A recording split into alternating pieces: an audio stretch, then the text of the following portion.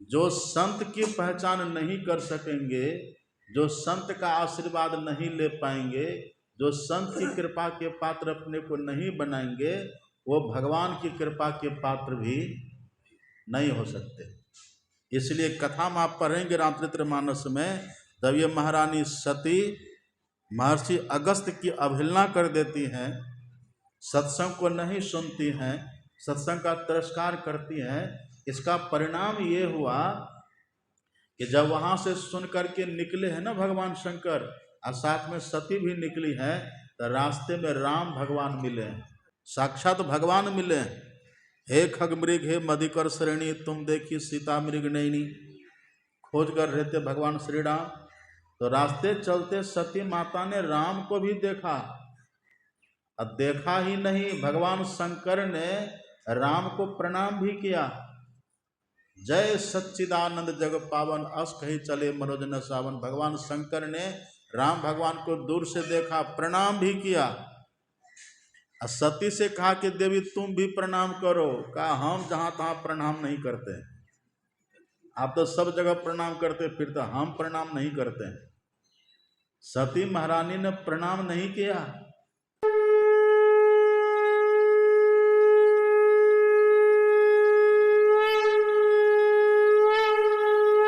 हम लोग यहाँ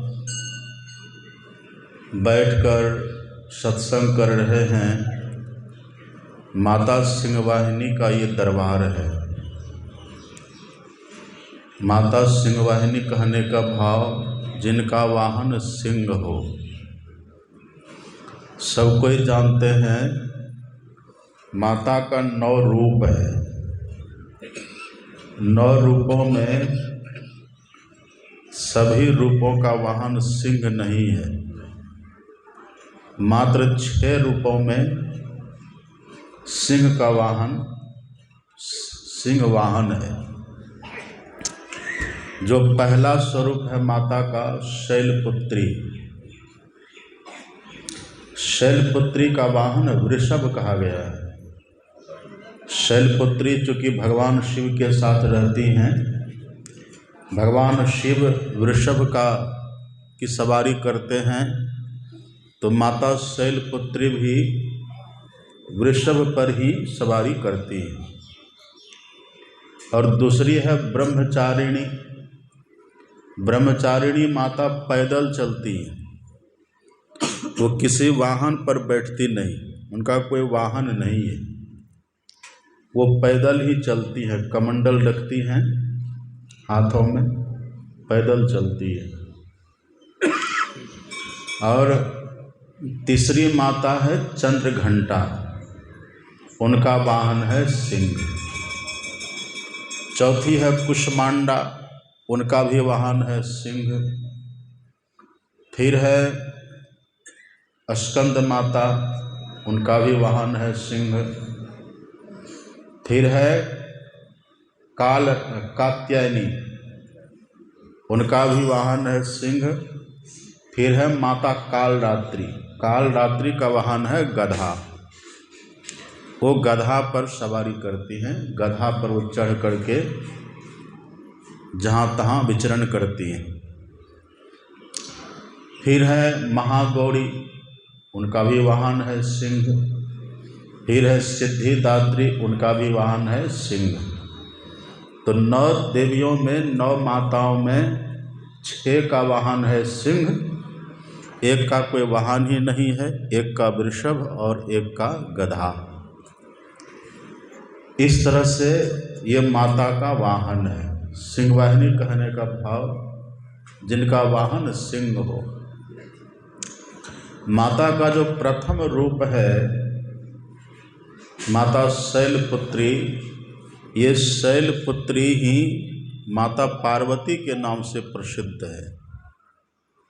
पार्वती माता को ही शैलपुत्री कहते हैं। शैल का अर्थ होता है पहाड़, हिमालय। तो पार्वती माता के पिता थे हिमालय और माता थी उनकी मैना। मैना और हिमालय की पुत्री होने के कारण पार्वती माता को ही शैलपुत्री कहते हैं, माता शैलपुत्री। लेकिन शैलपुत्री पहले जन्म में माता सती थी। आप पढ़ेंगे भागवत को, विभिन्न धर्म ग्रंथों में इसकी चर्चा आती है। जो माता पार्वती अथवा जो शैलपुत्री हैं वे ही पहले जन्म में माता सती थी। और महारानी सती, भगवती सती के पिता थे दक्ष प्रजापति, जिनका घर था कनखल हरिद्वार में। अब भी वहाँ पर सती कुंड है, दक्ष का यज्ञ स्थल है वहाँ, और सती कुंड अभी भी है हरिद्वार में। अब जाएंगे तो वहाँ दिख जाएंगे आपको। तो महारानी सती 27 बहनें थी, कहीं आता है 27 बहनें थी, कहीं है 16 बहनें थी, जो भी हो, पर सभी बहनों में माता सती सबसे अधिक सद्गुण संपन्ना, सबसे ज़्यादा सद्गुण संपन्ना थी माता सती। और 27 बहन में सबसे ज़्यादा सुंदरी भी थी माता सती। और लिखा है, देवर्षि नारद जी का वचन है, देवर्षि नारद ने कहा है मैना से कि हे देवी, आपकी जो पुत्री शैलपुत्री है ना, जन्मी प्रथम दक्ष गृह जाई, यही पहले जन्म में दक्ष के घर में जन्म ली थी, नाम सती सुंदर तनु पाई। इन्हीं का नाम पहले सती था और बहुत सुंदर शरीर था इनका, बहुत सुंदरी भी थी, संस्कार महान था और सद्गुण संपन्ना थी। सती का विवाह भगवान शंकर के साथ हुआ। दक्ष प्रजापति ने अपने से ही भगवान शंकर का चयन किया, चुनाव किया, और भगवान शंकर के साथ दक्ष प्रजापति ने माता सती का विवाह कर दिया। विवाह करके भगवान शंकर सती को लेकर कैलाश पर गए। कैलाश पर वास करते थे भगवान शंकर, लेकिन भगवान शंकर को सत्संग बहुत प्रिय है। आप कोई भी पुराणों को उठा करके देखेंगे, ऐसा एक भी पुराण अपवाद में हो तो हो, प्राय सभी पुराणों में भगवान शंकर ही वक्ता के रूप में। भगवान शंकर या तो सुनते हैं, और यदि कोई सुनाने वाले न हो तो फिर खुद सुनाते भी हैं। अब दो तरह की चर्चा तो रामचरितमानस में ही है। जब काकभूषुंडी जी कथा सुनाते थे नील पर्वत के ऊपर में, बटतर का हरि कथा प्रसंगा, आवही सुनहि अनेक विहंगा। वट पेड़ की छाँव में काकभूषुंडी जी कथा करते थे, और वहाँ पर बहुत से पक्षीगण आकर के उनकी कथा को सुनते थे। तब भगवान शंकर भी वहाँ कथा में जाते थे, और कथा में किसी को विघ्न न हो, किसी को कोई बाधा न हो सुनने में, इसलिए भगवान शंकर उस स्थल पर जाने के पहले ही हंस बन जाते थे। अपना देव शरीर छोड़ करके, अपना रूप बदल करके हंस बन जाते थे, और तब वहाँ अन्य पक्षियों के संग में बैठ करके भगवान शंकर भी सुनते थे। एक तो ये वर्णन है, और दूसरा आप पढ़ेंगे और भी बालकांड में है, एक बार त्रेता जुग माही, शंभु गए कुंभज ऋषि पाही। भगवान शंकर कुंभज ऋषि के यहाँ कथा सुनने के लिए जाते थे, रहते थे कैलाश पर वहाँ से जाते थे कुंभज ऋषि के आश्रम में कथा सुनने के लिए। और भगवान शंकर पैदल ही जाते थे, यद्यपि वाहन था वृषभ, वृषभ की सवारी किए बिना भगवान शंकर पैदल जाते थे। कैलाश से चलते थे, नीचे उतरते थे और पैदल जाते थे। तो त्रेता की एक कहानी है। एक बार जब भगवान शंकर जाने लगे, जब ब्याह करके सती घर आई, तो भगवान शंकर ने कहा कि देवी आप भी चलिए, आप यहाँ अकेले क्या करेंगी, तो आप भी चलिए सत्संग में, मैं सत्संग में जा रहा हूँ, कथा सुनने जा रहा हूँ, तो आप भी मेरे साथ चलिए। तो भगवान शंकर ने महारानी सती को भी साथ किया है। संग सती जग जननी भवानी, जो जगजननी है, जो जगदम्बा है और भवानी है, भगवान शंकर ने माता सती को भी साथ किया। और कैलाश से चले और सीधे तीर्थराज प्रयाग में पहुंच गए। कुंभद ऋषि का आश्रम वहीं था। कुंभद ऋषि कहिए अथवा उन्हीं को महर्षि अगस्त मुनि, महर्षि अगस्त। और महर्षि अगस्त बड़े दिव्य महात्मा थे, बड़े दिव्य महापुरुष थे। महर्षि अगस्त को राम भगवान के गुरु भी कहा गया है। और आपने एक कहानी और सुनी होगी, एक राजा था अपने देश में जिनका नाम था श्वेत नामक राजा था अपने देश में। बड़े धर्मात्मा राजा थे, यज्ञ बहुत करते थे वो, और यज्ञ में घी का प्रयोग बहुत करते थे।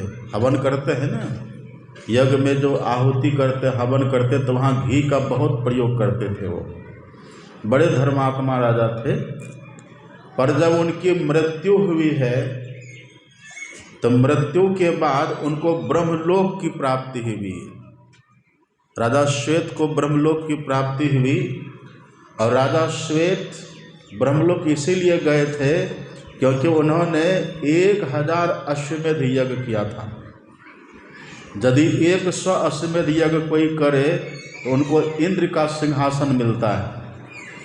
स्वर्ग जाते हैं, पुण्य के फल से स्वर्ग जाते हैं, लेकिन 100 अश्वमेध यज्ञ के फल का प्रभाव ऐसा होता है कि वो अन्य जगह पर नहीं रहते, स्वर्ग में भी यत्र तत्र नहीं रहते, वो सीधे इंद्र के सिंहासन पर आरूढ़ होते हैं। लेकिन जो 1000 अश्वमेध यज्ञ करे उनको सीधे ब्रह्मलोक की प्राप्ति होती है। तो राजा श्वेत बड़े धर्मात्मा थे, वो यज्ञ करते रहते थे, बड़े उदार चरित्र के थे। लेकिन एक उनमें कमी थी, किसी गरीब को भोजन नहीं कराते थे।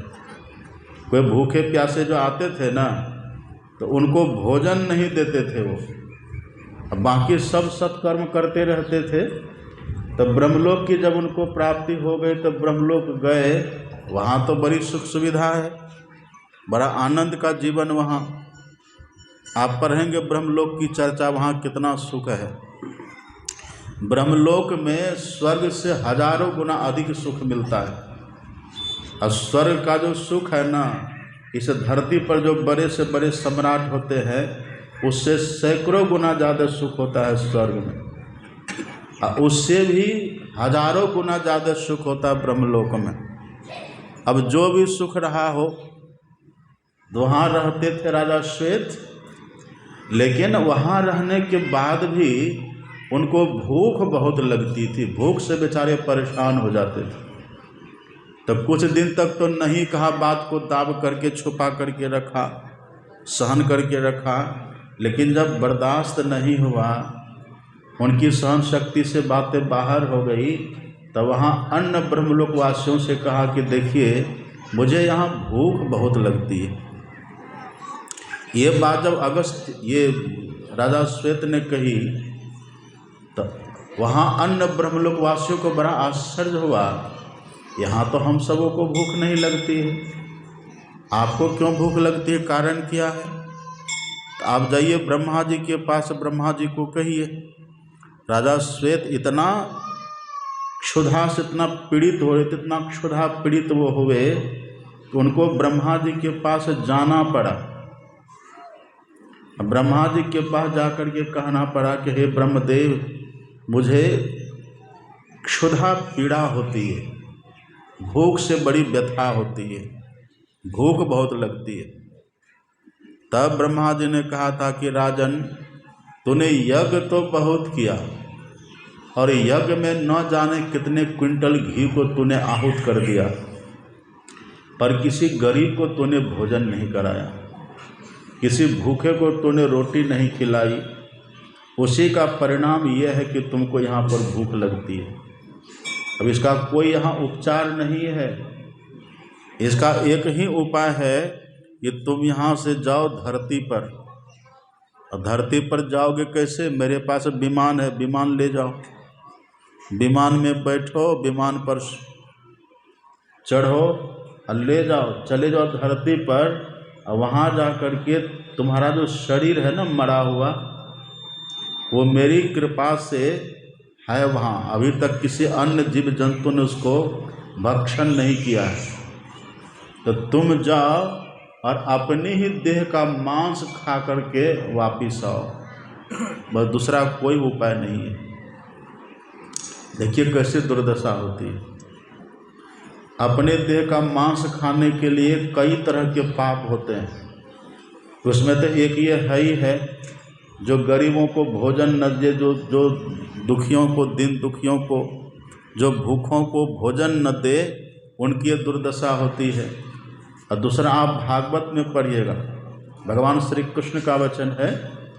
भगवान श्री कृष्ण कहते हैं कि जो व्यक्ति हर तरह से समर्थ होने के बाद भी, हर तरह से सुयोग्य होने के बाद भी, धन धान्य से परिपूर्ण होने के बाद भी अपने माता पिता की सेवा नहीं करते, जो माता पिता को दुखाते हैं, और जो हर तरह से संपन्न होने के बाद भी अपने माता पिता का दोष निकालते हैं, ये ऐसे हैं, वो ऐसे हैं, कमी निकालते हैं, और कमी निकाल करके उनसे नफरत करते हैं, उनसे वैर काटते हैं, उनसे दूरी बनाते हैं और दुख देते हैं, भोजन नहीं उनको कराते हैं।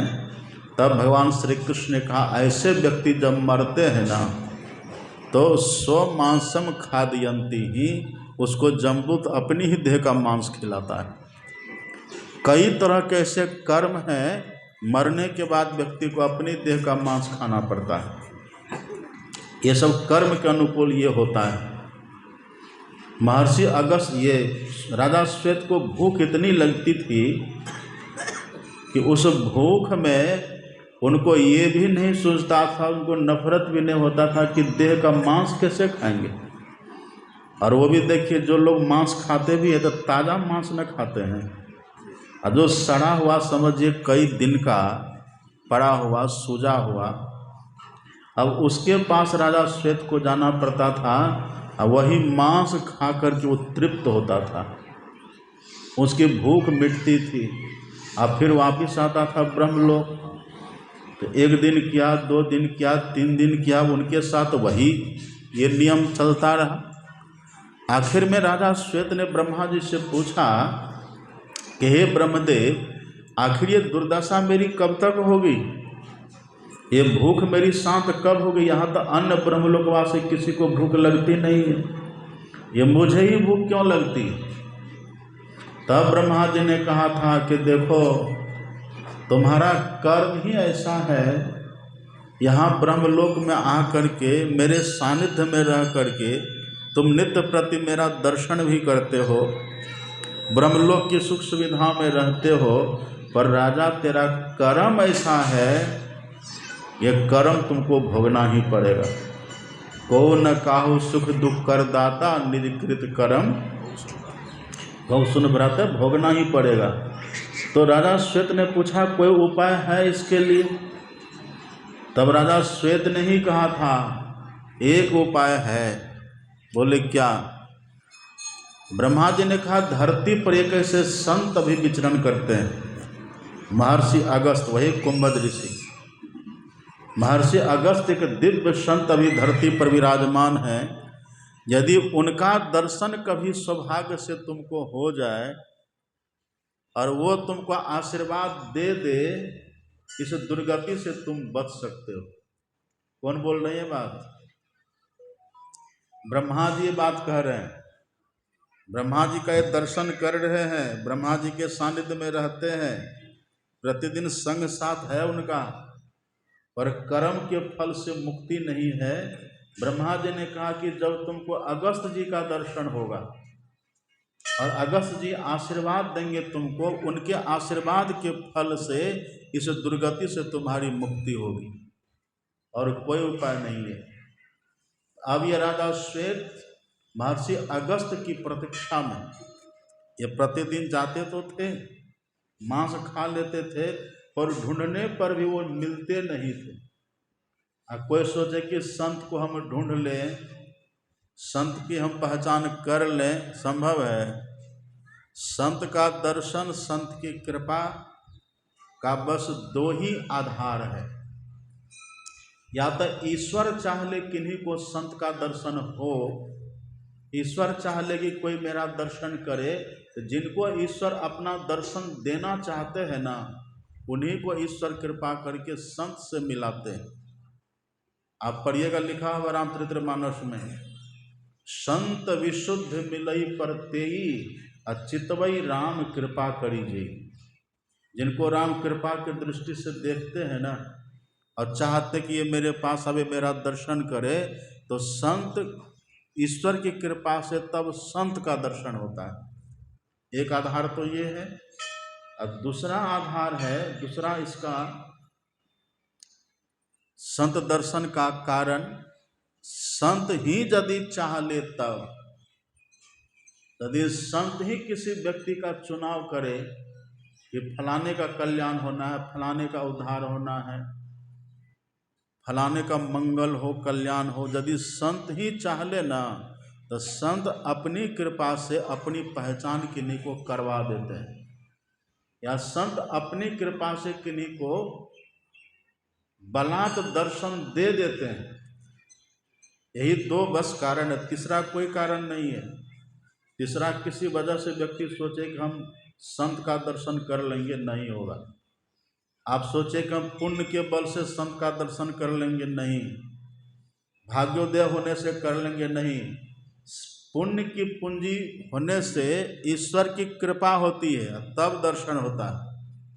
सीधे कोई सोचे कि हम बड़े पुण्यात्मा हैं और सीधे हम जाकर के संत का दर्शन कर ले, नहीं होता है।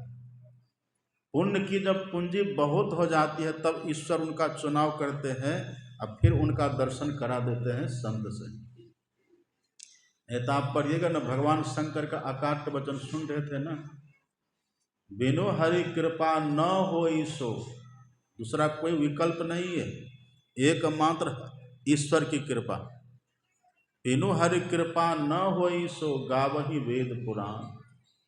और दूसरा, यदि संत ही चाह ले, संत दयाल दया जो करई कोटि भेद जीव निस्तरई, संत यदि चाह ले ना, तो संत की कृपा से ये होता है।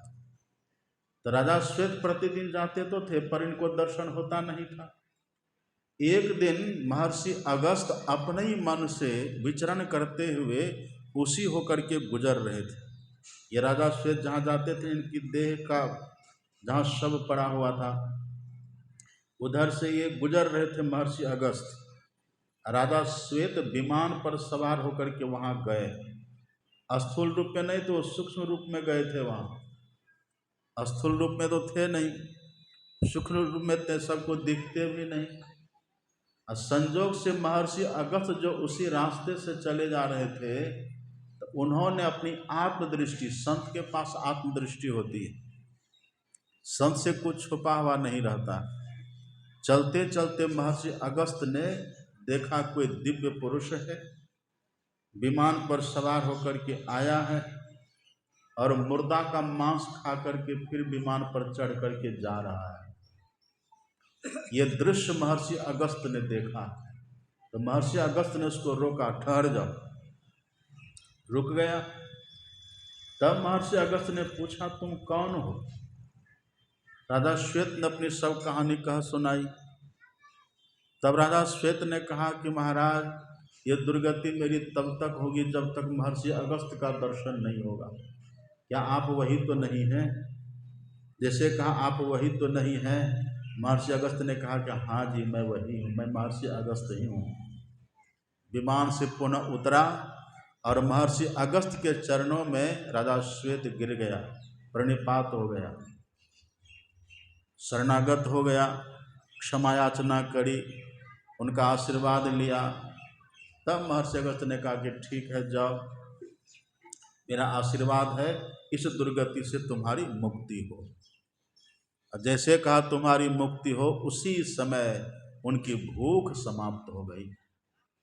इसलिए कहते हैं, तात मिले पुनि मात मिले, सुत भ्रात मिले युवती सुखदाई, राज मिले गजबाज मिले, सब साज मिले मनवांछित पाई, लोक मिले सुरलोक मिले, विधि लोक मिले, विधि लोक मतलब ही ब्रह्मा का लोक, लोक मिले सुरलोक मिले विधि लोक मिले वैकुंठ हो जाई, आ सुंदर और मिले सब ही सुख है, संत समागम दुर्लभ भाई।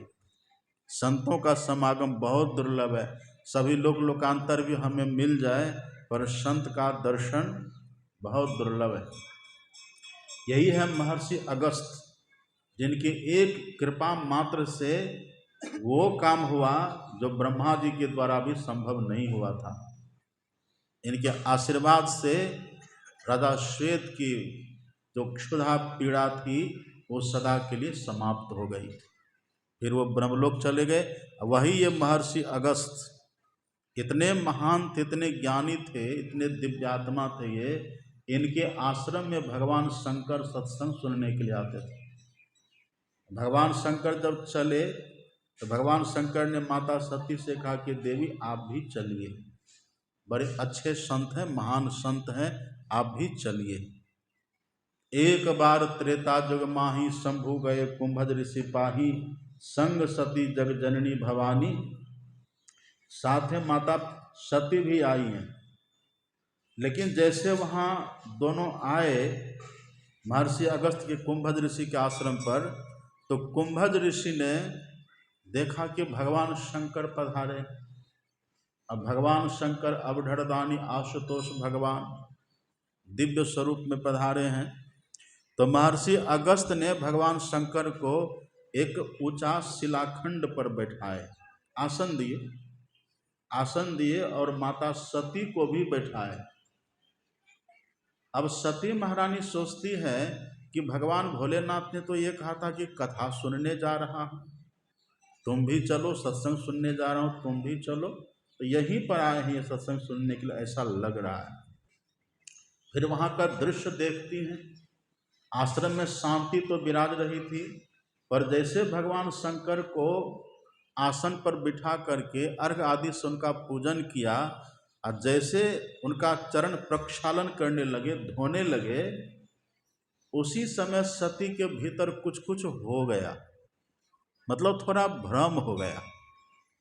माता सती के मन में होता है कि जिनके यहाँ सत्संग सुनने के लिए भोलेनाथ, जो महान ज्ञानी हमारे पतिदेव हैं, वो आए हों, तो वे महापुरुष कैसे होंगे? ये तो बिल्कुल साधारण से दिखते हैं, इनका तो रंग रूप ऐसा कुछ लग नहीं रहा है। और दूसरी बात ये भी है कि ये तो पूजा कर रहे हैं, भगवान शंकर की पूजा कर रहे हैं। यदि ये इतने बड़े संत होते, इतने बड़े ये ज्ञानी होते, जिनके यहाँ भगवान शंकर स्वयं पधारे हैं, तब भगवान शंकर ने इनकी पूजा करते। नियम भी तो यही है ना, जो वक्ता होते हैं, जो श्रोता होते वक्ता की पूजा करते हैं, जो श्रोता होते वक्ता को नमन करते। बात तो यही होनी चाहिए। पर यहाँ तो मैं वो ऐसा कुछ देख नहीं रही हूँ, और उल्टे ये जो महापुरुष हैं, ये जो महर्षि अगस्त हैं, ये तो श्रोता की ही पूजा कर रहे हैं। महापुरुष ऐसा कहते हैं कि माता सती के भीतर ये खोट हो गया, उनके विचार में ये थोड़ी निम्नता आ गई कि ये कैसे हो सकते हैं। एक बात देख लीजिए, जब तक मन में श्रद्धा न हो ना, तब तक आप सत्संग को सुनेंगे ही नहीं, सुनिएगा नहीं। हमको वही निमाई बाबू फोन किए भोरे भोर कि बाबा सत्संग आपका कब है? हमने कहा आज सही है, तो कब जाएंगे? तो हमने बताया। तो हमने कहा कि देखिए अब ये युवक है, लेकिन इनको कितनी लगन है, कितनी श्रद्धा है, ये हमसे पूछ रहे हैं कब सत्संग, कब आप जाएंगे? हम भी तैयार होकर के जाएंगे। तो श्रद्धा है तभी तो यहाँ आए, तो हम देखे पहले से ही हाजिर है यहाँ पर, तो श्रद्धा है तभी तो। और आप पढ़िएगा रामचरितमानस को, जब राम भगवान गए थे ना माता सबरी की झोपड़ी में, तो भगवान ने कहा था कि देवी दूसरी रति मम कथा प्रसंगा, मेरी कथाओं को सुनोगे ना, तो कथाओं को सुनने के लिए रति चाहिए, प्रेम चाहिए।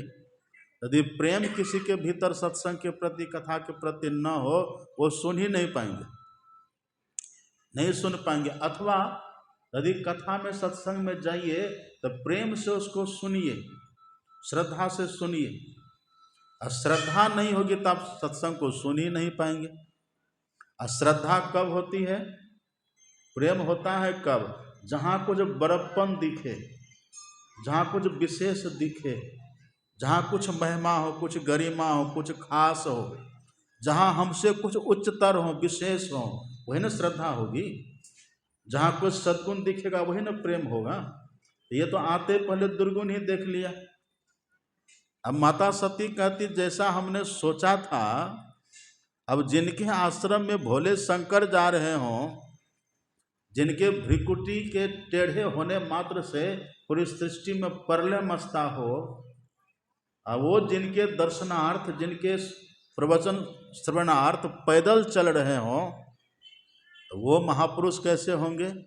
लेकिन यहाँ तो मैं ऐसा कुछ देख नहीं रही हूँ। अब फिर यदि यहाँ सुनने के लिए आए थे तो फिर तो ये ना उनकी पूजा करते, ये ना उनको नमन करते। पर यहाँ तो बातें अलग है। लिखा पूजे ऋषि अखिलेश्वर जानी, महर्षि अगस्त ने पूजा करी। अब श्रद्धा ही जब इनको नहीं रही तो सत्संग सुनेगी माता सती? सत्संग का मानुष ने तिरस्कार कर दिया, अवहेलना कर दी। और दूसरी बात देखिए, संत की पहचान कितना कठिन है। जो संत की पहचान नहीं कर सकेंगे, जो संत का आशीर्वाद नहीं ले पाएंगे, जो संत की कृपा के पात्र अपने को नहीं बनाएंगे, वो भगवान की कृपा के पात्र भी नहीं हो सकते। इसलिए कथा में आप पढ़ेंगे रामचरितमानस में, जब ये महारानी सती महर्षि अगस्त की अवहेलना कर देती हैं, सत्संग को नहीं सुनती हैं, सत्संग का तिरस्कार करती हैं, इसका परिणाम ये हुआ कि जब वहाँ से सुन करके निकले हैं ना भगवान शंकर, और साथ में सती भी निकली है, तो रास्ते में राम भगवान मिले, साक्षात भगवान मिले। हे खग मृग हे मधिकर श्रेणी, तुम देखी सीता मृग नैनी। खोज कर रहे थे भगवान श्री राम, तो रास्ते चलते सती माता ने राम को भी देखा। अब देखा ही नहीं, भगवान शंकर ने राम को प्रणाम भी किया। जय सच्चिदानंद जग पावन, अस कही चले मनोजन सावन। भगवान शंकर ने राम भगवान को दूर से देखा, प्रणाम भी किया। सती से कहा कि देवी तुम भी प्रणाम करो। कहा हम जहां तहां प्रणाम नहीं करते, आप तो सब जगह प्रणाम करते, फिर तो हम प्रणाम नहीं करते। सती महारानी ने प्रणाम नहीं किया। आखिर में आप पढ़ेंगे भगवान शंकर के लिए कहते हैं, तुम त्रिभुवन गुरु वेद बखाना, आन जीव पावर का जाना। अन्य लोगों को क्या पता, लेकिन भगवान शंकर तो त्रिभुवन के गुरु हैं। अब भगवान शंकर से त्रिभुवन के गुरु सती को समझाने लगे कि देवी मान जाओ, ये राम है, ये साक्षात भगवान है। मुनि धीर योगी सिद्ध संतत विमल मन जहि ध्यावहि, कही नेति निगम पुराण आगम जासु कीरति गावहि। ये साधारण नहीं है, ये बड़े बड़े मुनि महात्मा इनका ध्यान करते हैं देवी, हम इन्हीं के पीछे लगे रहते हैं। लेकिन सती के भीतर ये बात बैठी नहीं। क्यों नहीं बैठी है? क्योंकि मूल में ही भूल हो गई है। जो संत की पहचान नहीं करेंगे, जो संत का अनादर कर देंगे, जो सत्संग का अनादर कर देंगे, वो न तो भगवान को पहचान सकेंगे, न तो भगवान की कृपा के पात्र बन सकेंगे। संभव ही नहीं है। भगवान शंकर लाख समझा करके थक गए, लेकिन सती मानने के लिए तैयार नहीं हुई। क्यों? ऐसा क्यों हुआ? राम कथा मुनिवर्ज बखानी, सुनी महेश। केवल भगवान शंकर ने कथा को सुनी। आने में तो सती का नाम है, संग सती जग जननी भवानी, पर सती ने सुना भी हो कथा को, ये वर्णन नहीं है। वही दिन से भूल हो गई है ना। अब राम भगवान को देखने के बाद भी, अब भगवान शंकर के समझाने के बाद भी सती के भीतर बात जमी नहीं, बैठी नहीं, प्रणाम नहीं किया।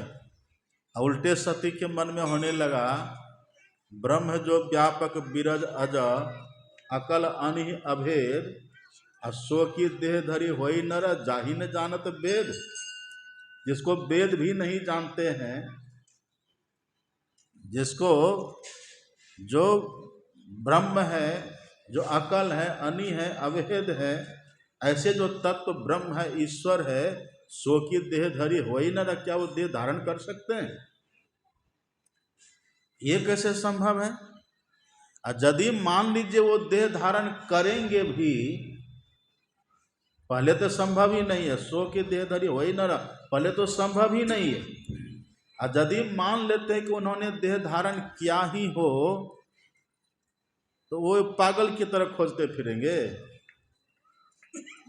और यदि मान लीजिए कि ब्रह्म नहीं है, विष्णु भगवान ने राम का रूप बनाया, विष्णु जो सुरहित नर तनुधारी, और सो सर्वज्ञ जथा त्रिपुरारी।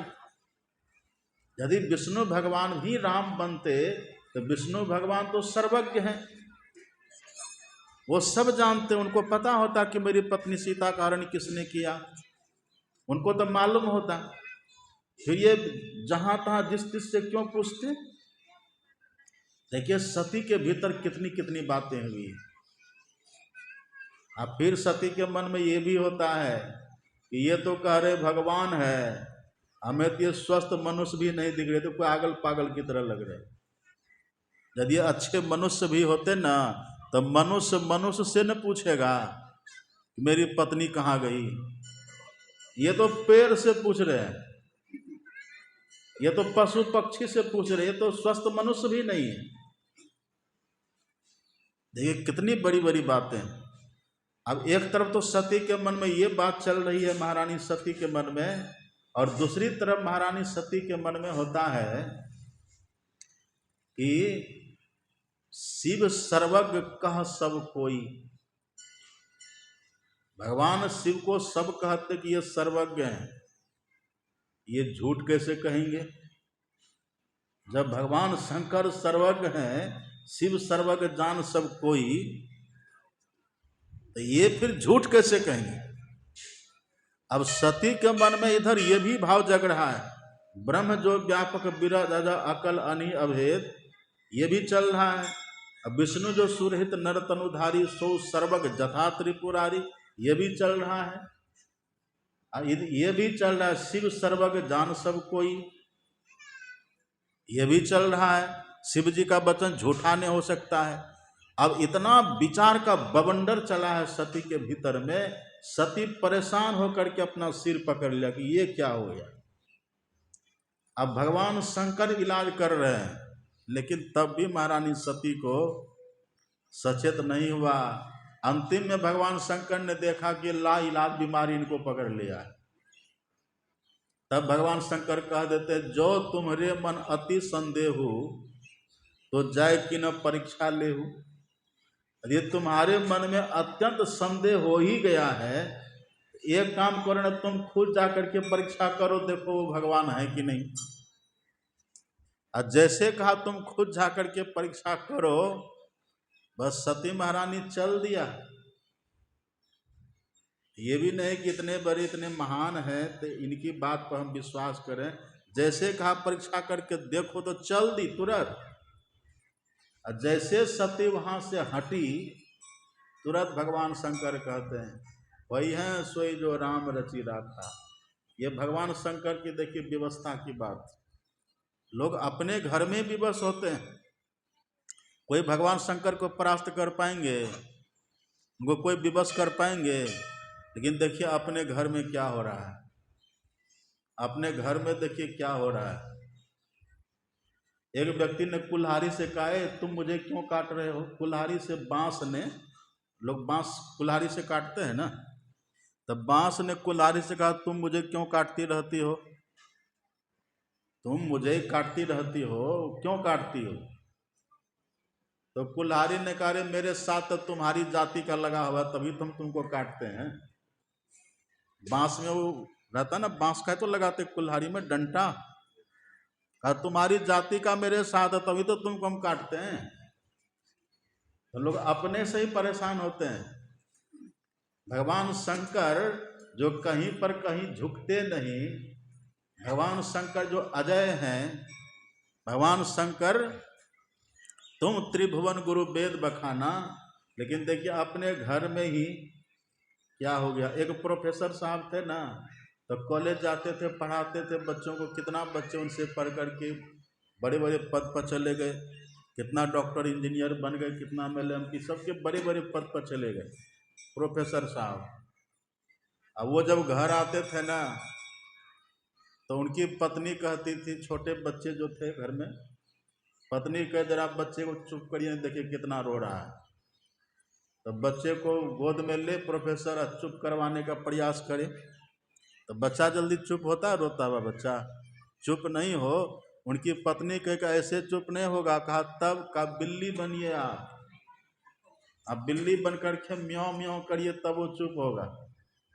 तो प्रोफेसर साहब जो वहाँ अंग्रेजी बोलते थे, कॉलेज में पढ़ाते थे, लच्छेदार, वो पत्नी के पास आके बिल्ली बन के म्याऊं म्याऊं कर रहा है। इनके सामने किसी का औकात काम करता है? किसी का औकात नहीं काम करता। इसीलिए तभी तो कहते हैं, आप देखिए ना, सबकी सवारी, सबका वाहन देखिए क्या है।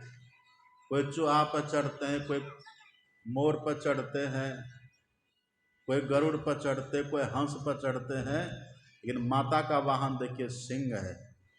इनके सामने किसी का नहीं चलता है ना।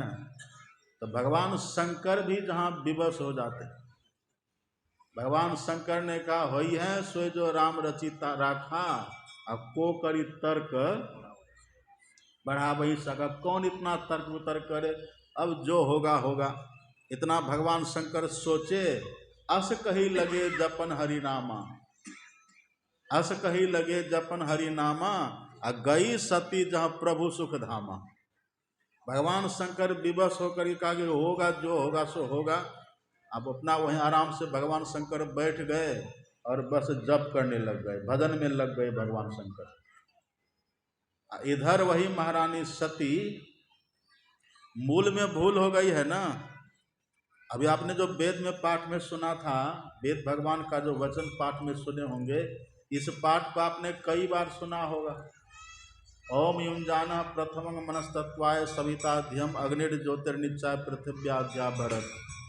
इस वेद मंत्र को आपने कई बार सुना है, इसका अर्थ भी सब कोई जानते हैं। यदि किन्हीं को ईश्वर का दर्शन करना हो तो सबसे पहला काम करिए, सत्संग करिए। सबसे पहला काम सत्संग करिए। और ईश्वर का दर्शन तो यह अंतिम फल है। ईश्वर दर्शन तो अंतिम फल है ना, सत्संग का फल। सत्संग का फल, ईश्वर दर्शन तो अंतिम है ही है, उसके पहले दुनिया का सब लाभ भी मिल जाता है। कोई लाभ छूटता है? जलचर थलचर नभचर नाना, जे जर चेतन जीव जहाना, मति कीरति गति भूति भलाई, जब जही जतन जहाँ जही पाई, सो जानव सत्संग प्रभाव, लोक हो वेदना आन उपाओ। इससे सब फल मिलता है। गंगा पापं शशि तापं दैन्यं कल्पतरुर हरेत, पापं तापं तथा दैन्यं सद्य साधु समागम। साधु के संग में कोई फल से वंचित नहीं रहते, सब फल मिलता है। कबीर कलह अरु कल्पना, सत्संगति सो जाए, और दुख वासे भागा फिरे, सुख में रहा समय। यही जहाँ पर भूल हो गई है ना, कलह, इसलिए कलह देखिए उत्पन्न हो गया। अब महारानी सती के जीवन में कलह का उद्भव इसी जगह से हुआ है, यहीं से शुरुआत है। गई सती जहाँ प्रभु सुखधामा। अब सती महारानी के मन में होता है कि हम इनकी परीक्षा आखिर करें कैसे। ये उपाय सोचती है कि सबसे अच्छा उपाय यही है, चूंकि ये महारानी सीता की खोज कर रहे हैं ना, तो हम सीता ही बनकर के इनके सामने चले जाते हैं। यदि ये सच में भगवान होंगे तब तो हमें पहचान लेंगे। यदि भगवान ये नहीं होंगे तो अति प्रसन्न हो जाएंगे कि चलो मुझे मेरी सीता मिल गई। जैसे मेरे पास ये आएंगे, मुझे पाना चाहेंगे, पकड़ना चाहेंगे, मैं भाग जाऊंगी, इनकी पोल पट्टी भी खुलेगी, और वो जो भोलेनाथ भोले बने हुए फिर रहे हैं उनका भी भ्रम मिटेगा। साधारण सती नहीं थी ना, महाराजा दक्ष की सबसे सुंदर पुत्री है ये। और देखिए सच्चाई क्या है पता है? सच्चाई तो ये है कि माता सती मानो शिक्षा दे रही है। महारानी सती भी ऐसी वैसी नहीं है, सुने ना पहले, संग सती जग जननी भवानी, वो जगदम्बा है, भवानी है वो इतना भी नहीं कि भगवान शंकर की बात नहीं मानेगी, पर जो महापुरुष होते हैं वो चरित्र करके दिखलाते हैं और कह के सुनाते समझाते भी हैं। वो कहते भी हैं सुनाते भी हैं। यदि कहने सुनाने से मान जाए समाज तब तो ठीक है, नहीं तो फिर करके चरित्र दिखला देते कि देखो इसका परिणाम कितना भयंकर होता है, वो करके दिखाते हैं। तो माता सती साधारण नहीं है। माता सती ये अपना मानो एक अभिनय कर रही हैं कि देख लो इसका परिणाम क्या होता है। और आप पढ़िएगा ना, आप पढ़िएगा, यदि हम न वर्तेयम जातु कर्मण्य तंद्रिता, भगवान कहते हैं यदि मैं ऐसा काम नहीं करूंगा जो आदर्श कर्म हो, फिर तो समाज नष्ट भ्रष्ट हो जाएगा। इसलिए यद्यपि मुझे करना नहीं है, फिर भी मैं समाज के हित के लिए करता हूं, भगवान कहते हैं। ये महापुरुषों और महान आत्माओं का ये स्वभाव होता है। इस मनुष्य तनधारी जीव का कल्याण कैसे हो जाए। तो मान लीजिए कि माता सती अभिनय कर रही हैं कि देखो इसका परिणाम कितना भयंकर होता है। माता सती जाती हैं और राम भगवान की परीक्षा करने के लिए ये सीता बन करके भगवान के रास्ते में बैठ जाती है। उधर से भगवान चले आ रहे थे। अच्छा, भगवान जो सीता को ढूंढने के लिए आ रहे हैं, वो असली सीता खोई थी भगवान की? असली सीता खोई थी। सुनहु प्रिया व्रत रुचिर सुशीला, कछु करबि में ललित नर लीला, तुम पावक मह करहो निवासा, जब लगी करो निशाचर नासा। हे देवी, तुम तब तक अग्नि में निवास करो जब तक कि मैं इस निश्चरों का नाश न कर दूं। और जो असली माता सीता है ना, वो तो अग्निदेव के पास है, सुरक्षित है वो। और जिस सीता का हरण हुआ था वो तो नकली थी, वो छाया रूपा सीता है। असली सीता के सामने रावण जा भी नहीं पाता। पापवंत कर सहज स्वभाव, भजन मोरे तहि भाव न काऊ, सन्मुख मोरे आव की सोऊ। भगवान कहते जो पापी व्यक्ति हो वो मेरे सामने आ भी सकता है क्या? भगवती सीता के सामने, असली सीता के सामने रावण टिक ही नहीं पाता। फिर उनको पकड़ने की बात कहाँ है, उनको उठाने की बात कहाँ है, उनको लेकर के भागने की बात कहाँ है? वो तो नकली है। असली सीता को तो भगवान ने अग्नि में रख दिया है, सुरक्षित है वो। ये छाया रूपी सीता को लेकर के रावण भागा था, उसी सीता की खोज कर रहे भगवान। आप पढ़िएगा रामचरितमानस को, कभी तो भगवान खूब रोते हुए आपको दिखेंगे, बिलखते हुए दिखेंगे। आप कहीं पर बैठ करके प्रवचन सुना रहे हैं लक्ष्मण जी, कहीं पर प्रवचन कर रहे हैं, कहीं पर विनोद हास्य परिहास कर रहे हैं भगवान। ये सब चरित्र देख करके नारद जी को बड़ा आश्चर्य बात है। कभी रोते हैं, कभी बिलखते हैं, फिर कभी हंसते हैं, कभी प्रवचन करते हैं। आखिर बात क्या है? और सच्चाई तो ये थी ना, जो राम भगवान ने भगवती सीता को छुपाया था, यह रहस्य लक्ष्मण को भी पता नहीं था। लखन हो यह मरमु न जाना, बस लक्ष्मण जी के पीछे सब घटना घटित हो गई थी। लक्ष्मण जी को ये सब बात का पता नहीं था। तो कौन जानेंगे? नारद जी कैसे जानेंगे तब?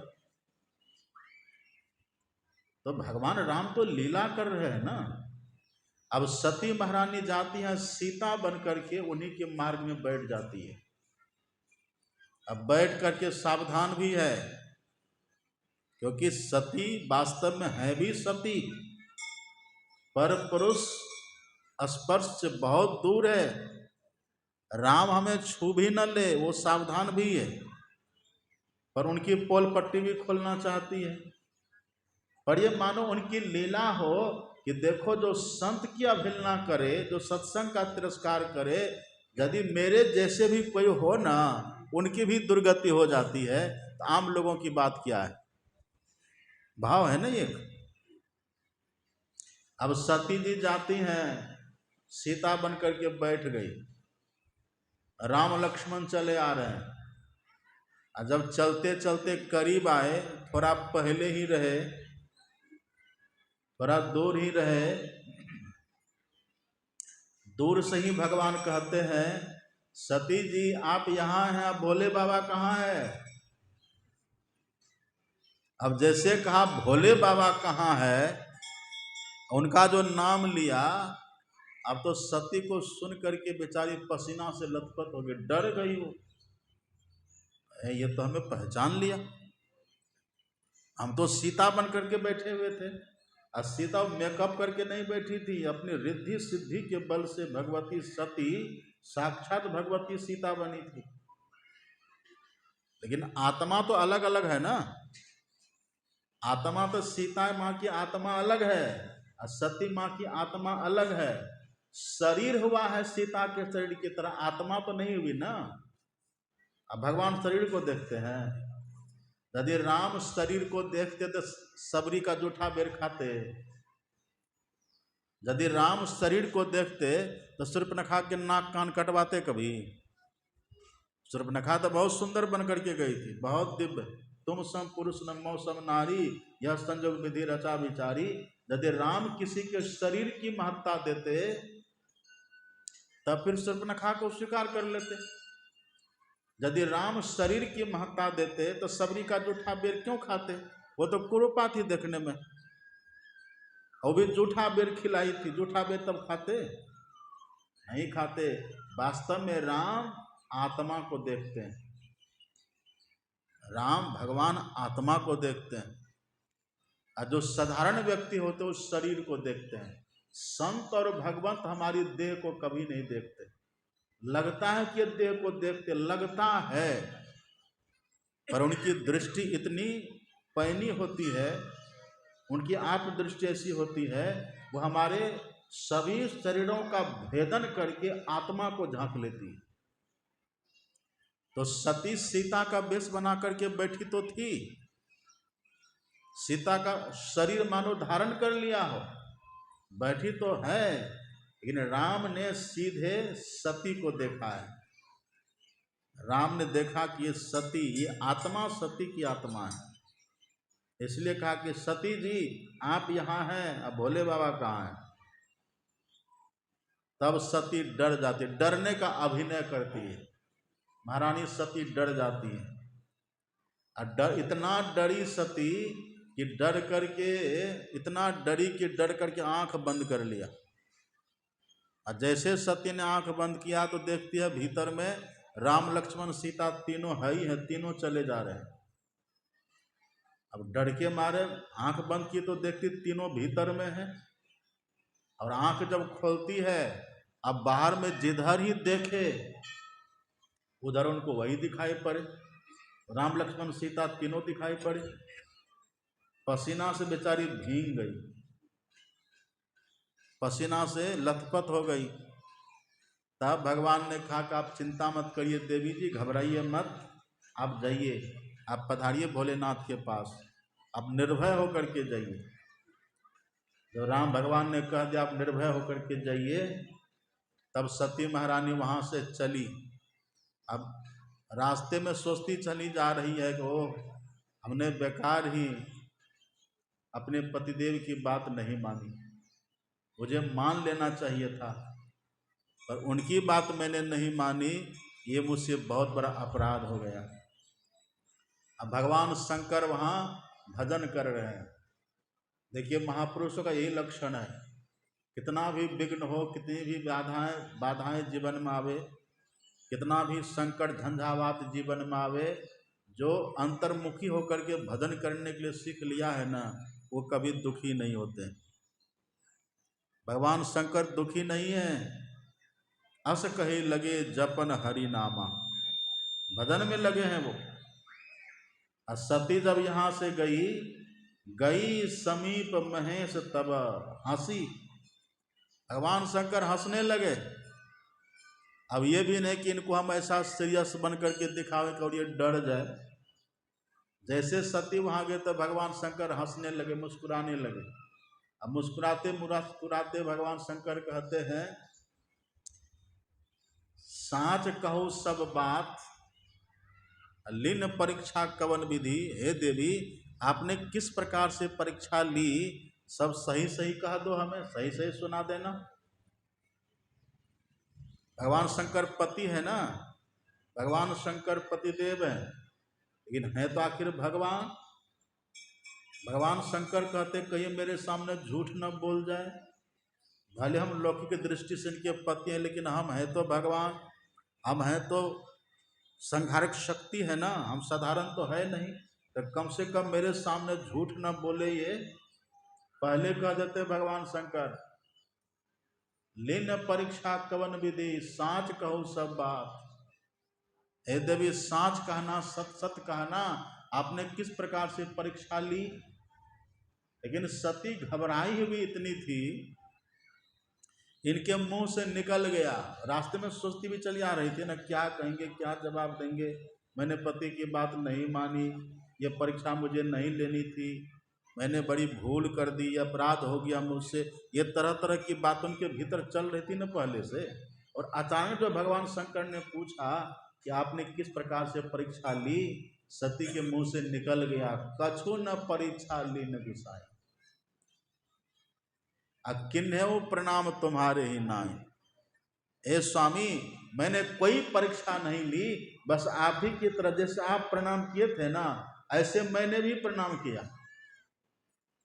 तब भगवान शंकर के मन में होता है कि इनको हम समझा समझा के थक गए, इनको समझाने में मेरा पसीना छूट गया, और तब मेरी बात इसने नहीं मानी, वहां जाकर के बिना परीक्षा लिए चली आई। ये कैसे संभव है। तब शंकर देखे वो करी ध्याना, तब भगवान शंकर ने ध्यान लगाया। तब शंकर देखो करी ध्याना, और सती जो किन्न चरित सब जाना। छुपा पाएंगे, शिव सर्वज्ञ जान सबको, वो कैसे वृथा असत्य कैसे होगा।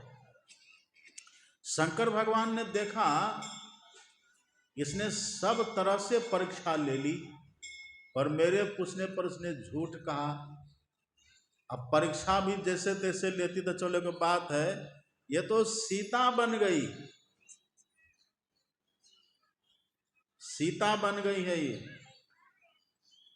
और सीता तो मेरी माँ है, मैं तो सीता को माँ मानता हूँ। राम मेरे इष्ट है और सीता मेरी माँ के समान है। इसने मेरी माँ का रूप बनाया, इसलिए इस जन्म में इस शरीर से, क्योंकि शरीर से सीता बनी थी ना, आत्मा तो वही है, तो जब तक ये आत्मा इस शरीर में है और तब तक इससे मेरा संबंध मिलन नहीं होगा। ये भगवान शंकर ने तय कर लिया। ये आत्मा जब तक इस देह में है ना, तब तक इससे मेरा मिलन अब कभी भी नहीं होगा।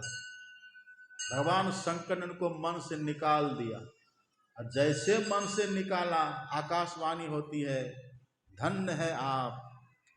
एक झूठ के चलते सती जैसी सर्वांग सुंदरी पत्नी का त्याग आपके सिवा कौन कर सकते हैं।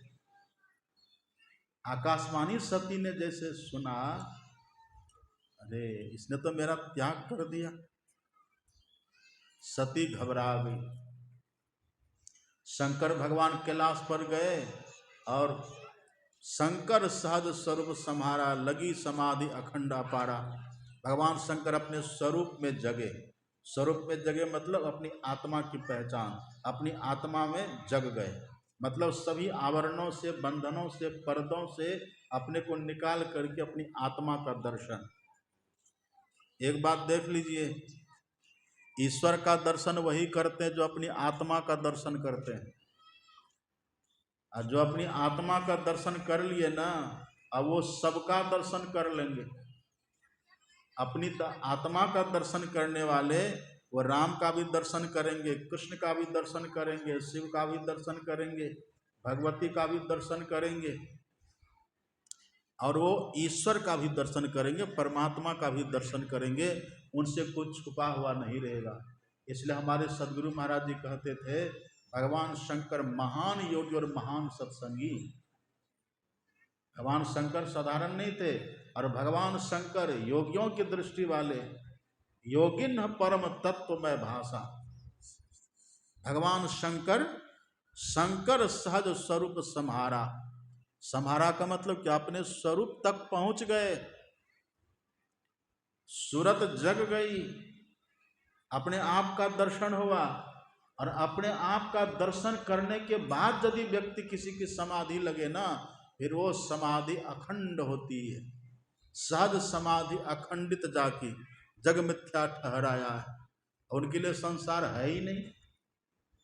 समाधि लगी, अपना ज्ञान हुआ, अपना बोध हुआ, उनको ईश्वर का बोध हो जाता है। और ईश्वर का ज्ञान जैसे हुआ, जही जाने जग जाई हराई, जागे जथा सपन भ्रम जाई, झूठा उस सत्य जाहे बिनु जाने, जिमी भुजंग बिनु रजु पहचाने। भगवान शंकर अपने आप में जग गए। इसीलिए तो हम लोग बराबर सुनाते रहते हैं, भगवान शंकर का कैसा दिव्य ज्ञान है। और अभी के लोग कैसे हैं, भगवान शंकर को मानते हैं, और किस रूप में मांगते हैं? भंग खोका के रूप में मांगते हैं। और जगह की बात तो छोड़िए, हम गए थे ना देवघर बैद्यनाथ धाम, वहाँ कैसेट बज रहा था। आश्चर्य हमको सुन करके लगा, जो भगवान शंकर ऐसे हैं, उनके मंदिर में ये कैसेट बज रहा है, हे गणेश के महतारी तू घोटा भांग हमारी, और तुम बिनु रहलू भांग बिनु रहा न जाई। भंग खोका बना दिया भगवान शंकर। पहले तो लोग मानते नहीं, अब मानते भी तो भंग खोका के रूप में मानते हैं। आगल पागल की तरह देखिए कैसे बाल को छितरा देते हैं, लतरा देते हैं, और कैसे त्रिशूल दे करके घोड़ी की तरह भगवान शंकर को बना देते हैं। देखिए भगवान शंकर की महिमा कितनी है। शंकर सहज स्वरूप सम्हारा, लगी समाधि अखंड अपारा। भगवान शंकर की अखंड समाधि लग गई है। सहज समाधि अखंडित जाकी जग मिथ्या ठहराया है। समाधि लग गई है। और समाधि में समाधान होता है। हम में तुम में भेद बुद्धि को जो सकते हैं मिटा, वह तुम ही तुम वही में ही प्रश्न पुनि रहते नहीं। जो मैं और तू का भेद मिटा देता है। ये रहा मैं जीवात्मा और ये रहा परमात्मा। फिर वो अद्वैत ज्ञान में, अद्वैत में वो हो जाते हैं। भगवान शंकर समाधिस्थ हो गए कैलाश पर जाकर। अब सती यहाँ अकेले बिलबिला रही है। 2-4 दिन की तो समाधि भगवान शंकर की थी नहीं। समाधि जब भगवान शंकर लगाए न, तो वहां लिखा है रामायण में, बीते संवत सहस 87। सहस कहते हैं 1000, मतलब भगवान शंकर ने 87,000 वर्ष तक की समाधि लगा दी। 87,000। अब 1-2 दिन की बात हो तो चलो, अब सती वहां अकेले बोर हो रही बेचारी। उनका भी खाना पीना सब छूट गया, कभी खाए कभी नहीं खाए, कभी रोए कभी हंसे। अकेले कोई खान बाल बच्चा भी तो अभी हुआ नहीं था इनको, अभी अभी तो शादी करके गई थी बेचारी, कोई था भी नहीं घर में, अकेले। यदा कदा देवर्षि नारद आते थे, तो नारद का तो काम है झगड़ा लगाना, और नारद तो नारद है, वो झगड़ा लगाते फिरते थे। 87,000 वर्ष तक इनकी समाधि लगी रही। इधर और जो सती के पिताजी थे न दक्ष, वो भगवान शंकर से नफरत करने लग गए। तब कहा कि हम एक ऐसा यज्ञ करेंगे कि शंकर जी को हम नीचा दिखाएंगे। ये अपने को बड़ा देवों के देव महादेव मानते हैं ना, हम इनको सबसे छोटा बना देंगे। अब जो ओरिजिनल में बड़ा है उसको छोटा कोई बना पाएगा? जो यथार्थ में बड़े हैं उनको कोई छोटा बना पाएगा? अब आर्टिफिशियल कोई बने तो उसको तो कोई छोटा बना देगा, पर जो हकीकत में है अपने व्यक्तित्व से अपने कर्म से बड़ा, उसको कौन छोटा बनाएगा? पर दक्ष था, मूढ़मती था, कहा हम शंकर जी को ओछा बना देंगे, छोटा उनको नीचा दिखाएंगे। तो उसने बृहस्पति सब नामक यज्ञ किया है दक्ष, और सब देवता को निमंत्रण दिया। सती भगवान शंकर को, शिव दोनों को निमंत्रण नहीं दिया। और सब देवता से कहा कि तुम सब कैलाश के ऊपर होकर के आना और सब मेरे गुणों का गान करते हुए आना, ताकि ये शंकर और जले। समझ रहे ना बात? और उसके भीतर ईर्ष्या का भाव हो, दुखी करना चाहते थे, तो सबको कह दे कि तुम सब कैलाश के ऊपर से आना। 87,000 वर्ष इनको बीत गया, इनकी समाधि टूटी। बीते संवत्सर 87 तजी समाधि शंभु अविनाशी। राम नाम ते सुमरन लागा, जाना सती जगतपति जागा। भगवान शंकर जगे, सती ने सब देखा और जाकर के भगवान शंकर को प्रणाम किया। अब प्रणाम करके बैठी ही थी, ऊपर से विमान देखा, विमान जा रहा है, पुष्पक विमान, विमान जा रहा है। अब विमान में बैठे देवता सब कह रहे कि देखो ना, ये शंकर सती को निमंत्रण ही नहीं दिया। दक्ष ने सबको निमंत्रण दिया, इन्हीं दो को छोड़ दिया। अब सती ने सुना, सती कहते सुन रहे भगवान कुछ? और मैं सब सुन रहा हूँ, तुम सुनो ना। कहा तब चलिए आप भी। कहा हम क्यों जाएंगे, हमको निमंत्रण ही नहीं तो हम क्यों जाएंगे? तो सती कहते रहो मेरे पिताजी हैं, पिताजी के पास जाने में निमंत्रण की क्या जरूरत है, चलिए। तब भगवान शंकर ने कहा कि सुनो देवी, ठीक है पिताजी के घर में जाने के लिए निमंत्रण की जरूरत नहीं है, बिना पूछे जाना चाहिए, लेकिन जहां जाने से कोई विरोध न माने वहां। जावत ही हर्षे नाही नैनन नाही स्नेह, तुलसी वहां न जाइए कंचन बरसे में।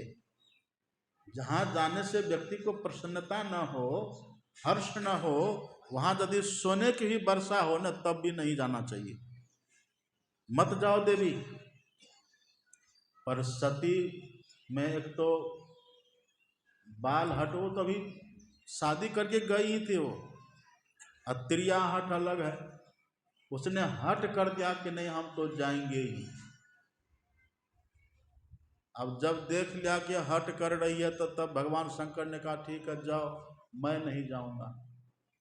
भगवान शंकर ने नंदीश्वर को कहा कि जाइए इसको ले जाइए। अब सती जैसे वहां गई कनखल हरिद्वार कैलाश से, वहां जाकर के देखती हैं सब देवता का भाग तो है, पर मेरे पिताजी के भाग इस यज्ञ में, मेरे पति का भाग इस यज्ञ में नहीं है। सती को बड़ा दुख हुआ। और दूसरी बात, उनके पिताजी ने, दक्ष ने कोई कुशल क्षेम भी नहीं पूछा, केवल माता जी आकर के मिली, एक दो बहन आकर के हंसी मुस्कुराई, बस, बाकी किसी को कोई मतलब नहीं था। ये दृश्य जो महारानी सती ने देखा, बड़ा क्रोध हुआ, कहा कि मेरे पिताजी ये सठिया गए हैं। भगवान शंकर जो अवधरदानी भोलेनाथ हैं, जो किन्हीं से बैर नहीं करते, ये मेरे पिताजी अज्ञानवश मेरे पति से बैर करते हैं। बड़ा दुख लगा।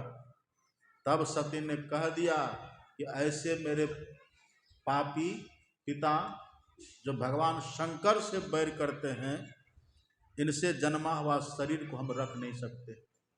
और वहीं पर माता सती सबके सामने युगाग्नि में अपने देह को जला करके भस्म कर दिया। लेकिन जब जल रही थी ना, जलने के समय, मरने के समय, सती मरत हरिसन बर मांगा, जन्म जन्म शिव पद अनुरागा। महारानी सती ने मरने के समय विष्णु भगवान से वरदान मांगा, हे प्रभु आप ऐसी कृपा करना कि जन्म जन्म में मेरा प्रेम भगवान शंकर के प्रति हो, और अगला जन्म में जब मेरा जन्म हो तो फिर पति के रूप में मुझे यही मिले। यही सती बाद में जाकर के, यहाँ तो मर गई ना, अब भगवान शंकर के मनोभाव को, पति भाव को लेकर के जो मरी है, देहावसान समय चित्ते यद्यद् भावेत तत्र देव भवे जीव इत्येव जन्म कारणम। मृत्यु के समय व्यक्ति के भीतर जो जो भावना होती है ना, वैसा वैसा व्यक्ति बन जाता है। तो चूंकि मृत्यु के समय महारानी सती ने भगवान शंकर को पति के रूप में चाहने का वरदान लेकर के, भावना लेकर के जो मरी थी, तो वही महारानी सती तेहिते हिम गृह जाई, तेहिते हिम गृह जाई, जननी सती पार्वती तनु पाई। वही सती पार्वती बनकर के जन्म लेती है। वही चूंकि हिमालय के घर में जन्म ली है ना, उसका नाम ही पड़ जाता है शैलपुत्री। जो शैलपुत्री सिंहवाहिनी है, और माता शैलपुत्री कहिए अथवा माता पार्वती कहिए, एक ही बात है। तो देखिए, माता शैलपुत्री पार्वती माता के अथवा सिंहवाहिनी के जीवन का लगाव सत्संग से कितना है। मानो माता शिक्षा दे रही हो कि देख लो, जब मैंने इस तरह से संत की अवहेलना करी, सत्संग की अवहेलना करी, तो मेरे साथ इतना बड़ा विघटन, ये सब मेरे साथ घटना घटित हुई, तब फिर आम लोगों की बात क्या है। ये माता ने शिक्षा दिया कि सब कोई सत्संग का आदर करिए, संत महात्मा का आदर करिए, सत्संग करिए, और सत्संग का फल दुनिया में सब शुभ तो फल मिलता ही है, और सबसे बड़ा फल सत्संग का यह है कि अंततो गत्वा अपने स्वरूप की प्राप्ति और ईश्वर का दर्शन भी होता है। इसका और बढ़िया से खुलासा हम अपराह्न काल में आपको सुनेंगे।